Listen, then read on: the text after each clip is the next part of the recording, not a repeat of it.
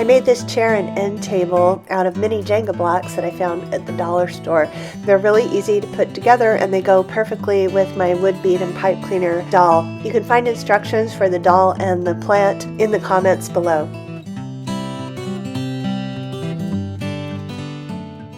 For this project, you'll need 14 mini Jenga blocks. I found mine at the dollar store.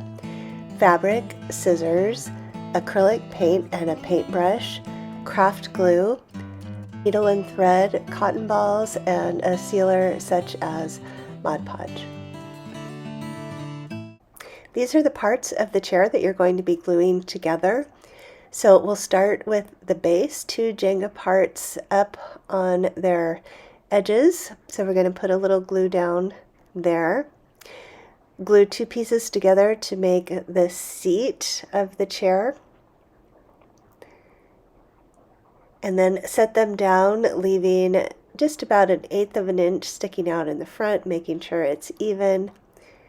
And then glue 2 pieces together to make the back and the sides of the chair, setting the back up on the back edge of those 2 initial pieces, and the sides going flat down on the floor and then up on the sides. Set that aside to dry. To make the end table, you're going to glue 2 pieces together, side by side, make sure they're even, and then 2 pieces to make the legs that glue along the long ends, and stick them down. We're going to let the glue dry upside down just to make sure we get them straight and even. We'll flip it over when it's dry. So set those aside to dry, and when they're ready, we're going to give them a coat of acrylic paint. I'm using an off-white here. I'm going to do a good solid coat, and then I'm going to let it all dry and do a second coat for even coverage.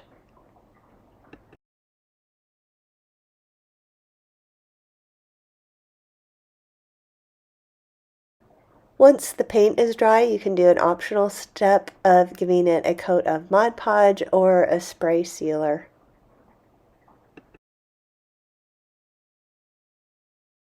While the furniture is drying, let's make the cushions for the chair.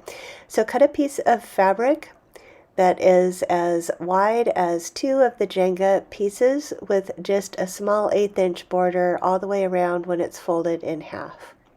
So fold it in half, right sides together, and then just do a simple running stitch all the way around. Started at the edge of the folded part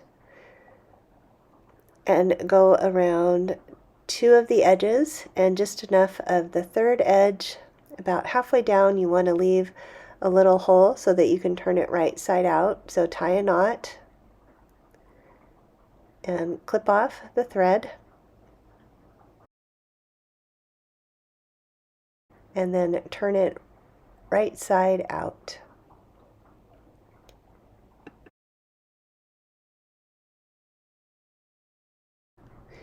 You can use the scissors to gently put inside to poke the corners out.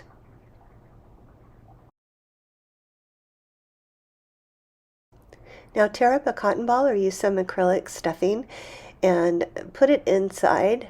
You can use the scissors to help you out with this as well.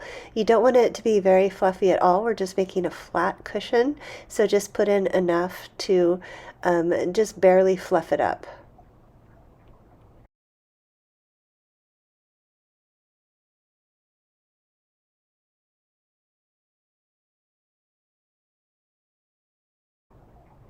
Now use your needle and thread to sew up the little hole that you used for stuffing. Make sure that you've got the fabric folded down inside and just use a little whip stitch.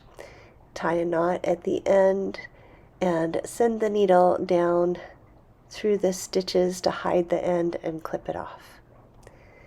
You've finished the cushion for the seat of your chair, and now we will make the back cushion. So this time you want your fabric just to be the size of one Jenga piece folded in half with a little 1/8 inch edge all the way around. This time you're going to sew a running stitch around two sides starting at the fold, so up one short side and down the long side, and then tie a knot and clip it off and turn it right side out.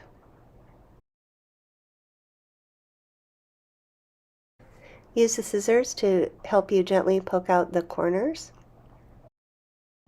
and then just gently stuff it to the same amount that you did the first cushion. Just lightly fill it. Again, use the scissors to help you get it all the way to the end. Fold the raw ends of the fabric to the inside and sew across with just a whip stitch. Tie it off with a knot at the end and send the needle back through a few of the stitches to hide the end of the thread. Clip off the thread. Place the cushions on the furniture and you're finished. Please subscribe to my channel for more miniatures and other crafts. There's new videos every week, so you don't want to miss one.